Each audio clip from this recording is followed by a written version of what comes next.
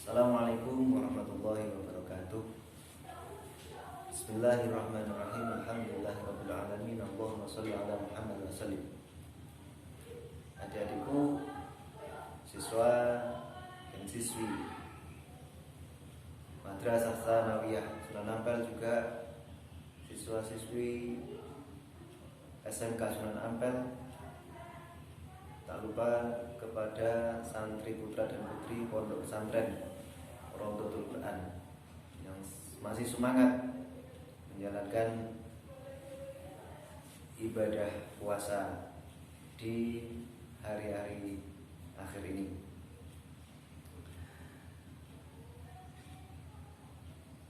Adik-adikku sekalian, kemarin kita membahas nuzulul Quran yang beberapa pendapat sudah saya sampaikan. Sekarang nuzulul Quran sendiri di Indonesia diperingati sebegitu meriahnya, seperti halnya memperingati Maulid Nabi, memperingati Isra Mi'raj dan lain sebagainya. Nuzulul Quran biasanya di Indonesia ini diperingati ketika tanggal 17 Ramadan. Tanggal 17 Ramadan yang umumnya diperingati di malam hari. Seperti kalau di Indonesia ini sangat meriah, peringatan nuzulul Quran ini sangat ramai. Adik-adikku sekalian, lantas yang sering kali disalahfahami itu adalah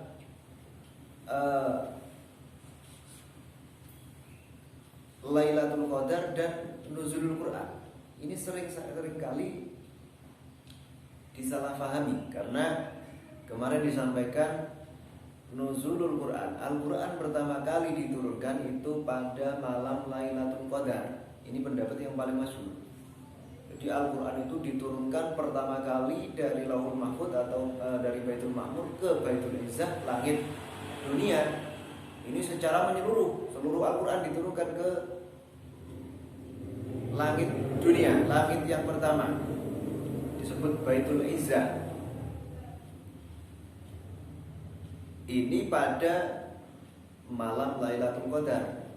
Nah, selanjutnya diturunkan kepada Nabi sesuai dengan kejadian ataupun sedikit demi sedikit selama 23 tahun. Lalu bagaimana menyatukan atau pendapat Lailatul Qadar dan nuzulul Quran kok enggak sama? Bagaimana? Ya, memang enggak sama. Jadi kalau Lailatul Qadar itu disebutkan inna anzalnahu fi Lailatul Qadar. Jadi surat Al-Qadar itu pertama kali disebutkan di ayat pertama kali, inna anzalnahu fi Lailatul Qadar. Di situ ulama berbeda pendapat tempatnya Lailatul Qadar di mana, apakah di hari pertama atau hari kedua dan seterusnya. Para ulama sepakat yang paling masyhur pendapatnya adalah Lailatul Qadar diturunkan di 10 akhir bulan Ramadan. Yang mana Lailatul Qadar ini lebih mulia daripada 1000 bulan. Bayangkan 1000 bulan umur manusia itu berapa? Kalau 12 bulan itu 1 tahun, kalau 1000 bulan ini berapa tahun? Bisa dikalikan sendiri. Ini lebih mulia. Barang siapa yang bisa menjumpai Lailatul Qadar, maka ibadahnya sama dengan 1000 bulan. Begitu. Ini saking mulianya Lailatul Qadar. Sedangkan nuzulul Quran, pakar tafsir terkemuka Syekh Muhammad bin Ahmad Al-Qurtubi menegaskan, tidak ada perbedaan bahwa Al-Quran diturunkan dari Lauhul Mahfuz pada malam Lailatul Qadar secara keseluruhan seperti penjelasan kami. Maka Al-Quran terlebih dahulu diletakkan di Baitul Izzah di langit dunia. Kemudian Jibril menurunkan secara berangsur-angsur tentang perintah, tentang larangan, sebab dan demikian itu terjadi selama 20 tahun atau maksudnya 23 tahun. Adik-adikku sekalian, sahabat Ibnu Abbas berkata, Al-Quran diturunkan dari Lauhul Mahfuz secara menyeluruh kepada para malaikat pencatat wahyu di langit dunia. Kemudian Jibril turun membawa secara berangsur-angsur 1 dan 2 ayat di waktu yang berbeda-beda selama 21 tahun. Ini menurut Ibnu Abbas. Disebutkan di tafsir Al-Qurtubi. Sedangkan ulama-ulama lain sangat banyak yang berpendapat. Ada yang berpendapat setiap turunnya Al-Quran kepada Nabi Muhammad itu pasti Lailatul Qadar. Tapi yang masyhur Lailatul Qadar itu diturunkan oleh Allah pada 10 malam terakhir, 10 malam terakhir di bulan Ramadan.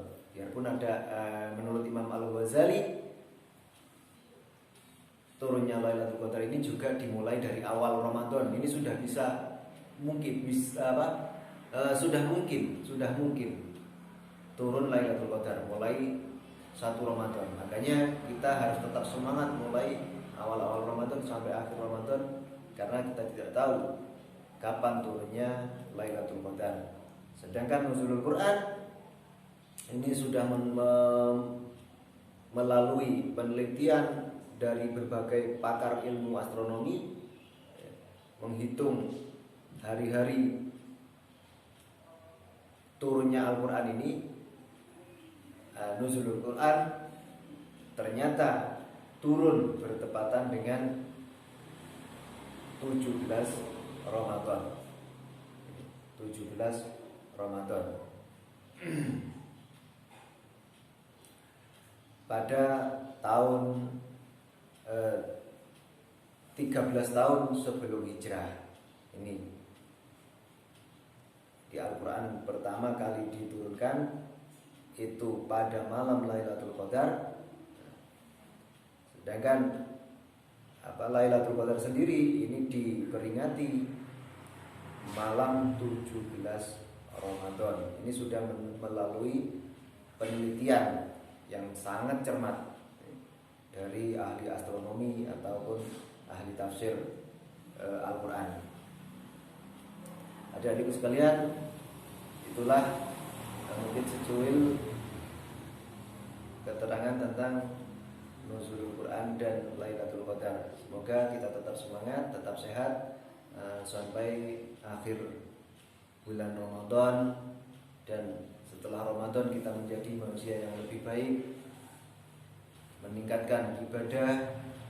Jangan sampai hanya berhenti di bulan Ramadan saja, tetapi selanjutnya setelah bulan Ramadan kita semakin meningkat ibadahnya, semakin meningkat semangat belajarnya. Wallahu a'lam bishawab. Assalamualaikum warahmatullahi wabarakatuh.